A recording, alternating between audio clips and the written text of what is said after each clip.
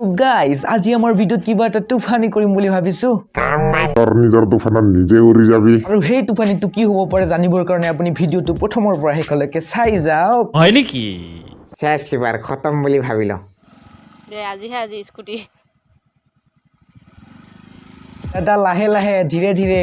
ধীৰে হেৰাই যাওক নহয় দেই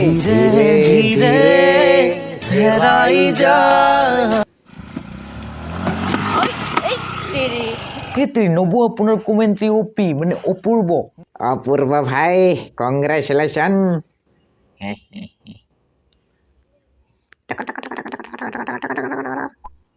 নবু আপোনাৰ কমেন্ট্ৰি আৰু পজিশ্যন দেখি এনেকুৱা লাগিছে আপুনি যেন দাদাৰ অৰ্থাংগী নিকম কেমেৰা ওমেন বেছি কিবা কাৰণত যদি স্বয়ং ওপৰৱালা আহে সুধে বাচ্চে তোমাৰ বাবে ক্যামেৰাটো বেশি জৰুৰি না তোমাৰ পতিজন বেশি জৰুৰি প্ৰভু কিনো কম কোৱা বাচ্চে প্ৰভু মোৰ সৰুৰে পৰা কেমেৰা ওমেন হোৱাৰ বহুত বেছি সপোন আছিল তথাস্তু তুমি ভৱিষ্যতে যেতিয়া সৰগলৈ আহিবা তোমাৰ বাবে কেমেৰা ওমেনৰ চাকৰিটো মই ৰাখি থৈ দিম প্ৰভু বহুত বেছি থেংক ইউ পাইলাগো প্ৰভু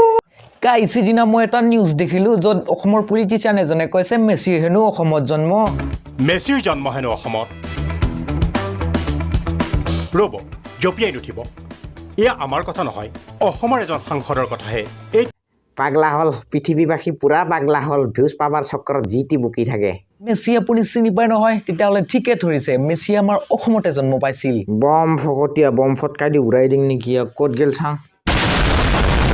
মেছিদা আপোনাৰ জন্ম বোলে অসমত এই কথাটো কিমান দূৰ সত্য আপুনি ক'ব নেকি একচুৱেলি হয় কথাটো মই তাতে মামাটোৰ ঘৰ মোৰ তাতে টেঙাৰ বল খেলি মই আজি ইমান ডাঙৰ মানুহ হৈছোঁ ভাল লাগছে তাৰে মানুহে আজি মোক গৌৰৱ কৰাৰ কাৰণে আকৌ মই এইবাৰ মাঘ বিহুত যাম তাতে খানা চানা খাম লাৰু পিঠা খাম আৰু তাৰে ছোৱালী কিন্তু বৰ ঠৌগা আছে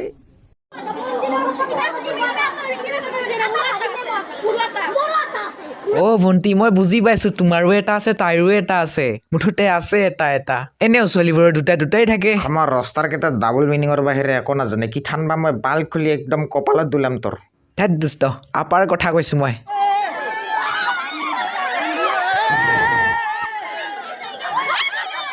ভণ্টি বিদ্যালয়খনচোন তোমালোকে WWE বনাই পেলালা তোমালোক দুজনীয়ে এজনীয়ে আনজনীৰ চুলিত যেনেকৈ ধৰিছা কিবা কাৰণত যদি দুজনীৰে চুলি উফালি যাব লাগে তেতিয়াহ'লে দুজনীয়ে এইটো বয়সতে হৈ থাকিবা দীপক কালাল